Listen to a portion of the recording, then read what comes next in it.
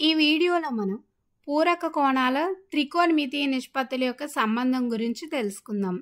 పూరక కోణాలు దీన్నే మనం ఇంగ్లీష్లో కాంప్లిమెంటరీ యాంగిల్స్ అంటాము. అసలు పూరక కోణాలు అంటే ఏమిటి?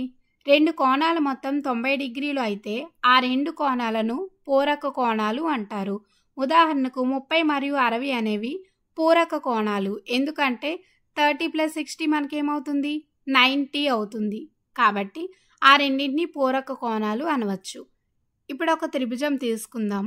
ఈ త్రిభుజంలో మనకు B వద్ద లంబకోణము ఉంది. లంబకోణం అంటే ఏంటి? 90 డిగ్రీస్. మరొక కోణం A వద్ద తీసుకుందాం. దాన్ని మనం తీటా అనుకుందాం. అప్పుడు మనకు C వద్ద కోణం ఏమవుతుంది? 90 - తీటా అవుతుంది. ఎందుకు అంటే A మరియు C అనేవి పూరక కోణాలు అవుతాయి. అంటే ఆ రెండు కోణాలను కలిపితే మనకు 90 డిగ్రీలు వస్తుంది. ఎందుకు అంటే త్రిభుజంలోని కోణాల మొత్తం మనకు 180 డిగ్రీలు అని తెలుసు. అంటే B దగ్గర ఉన్న కోణం 90 డిగ్రీలు అయినప్పుడు A మరియు C దగ్గర ఉన్న కోణాలు కలిపితే మనకు 90 డిగ్రీలు వస్తుంది. ఒక కోణం తీటా అనుకున్నప్పుడు మరొక కోణం ఏమవుతుంది? 90 - తీటా అవుతుంది. ఇప్పుడు సైన్ మరియు కొసైన్ పూరక కోణాల మధ్య సంబంధం గురించి తెలుసుకుందాం. సైన్ మరియు కొసైన్లు అనేవి ఏంటి? త్రికోణమితీయ నిష్పత్తులు.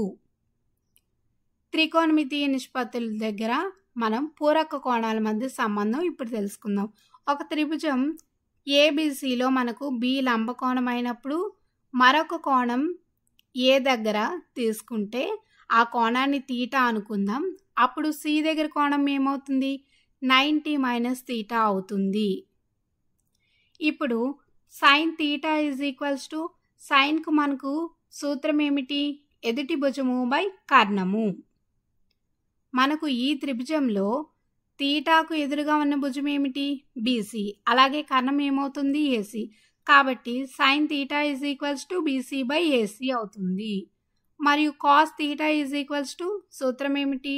ఆసన్న భుజము బై కర్ణము అవుతుంది. కాస్ తీటా మనకు ఆసన్న భుజం ఏమవుతుంది? తీటాకు పక్కనే ఉన్న భుజం AB అవుతుంది. అలాగే కర్ణం AC అవుతుంది. కాబట్టి కాస్ తీటా = AB/AC. ఇప్పుడు మరొక కోణం C వద్ద మనం త్రికోణమితీయ నిష్పత్తులు కనుక్కుందాం. C వద్ద కోణం మనకేంటి? 90 - తీటా. సైన్ 90 - తీటా ఏమవుతుంది? మనకు సైన్కు ఎక్కడైనా ఫార్ములా ఎదుటి భుజము బై కర్ణము. సైన్ 90 - తీటా అంటే 90 - తీటాకు ఎదురుగా ఉన్న భుజం ఏమిటి? AB. కర్ణము AC. కాబట్టి సైన్ 90 - తీటా = AB/AC అవుతుంది. కాస్ 90 - తీటా, కాస్కు మనకు సూత్రం ఆసన్న భుజము బై కర్ణము. 90 - తీటాకు ఆసన్న భుజం మనకు BC, అలాగే కర్ణం AC అవుతుంది. కాబట్టి కాస్ 90 - తీటా = BC/AC అవుతుంది.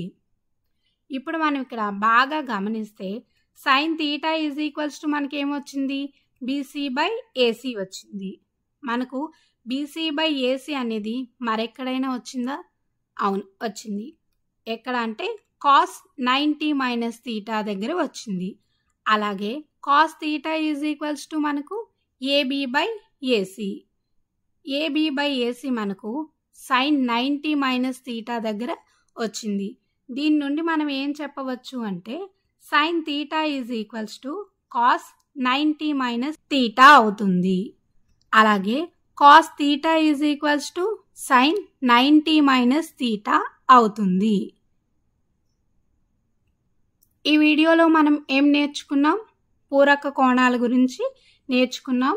Sign theta = cos 90 - theta. Cos theta = sine 90 - theta.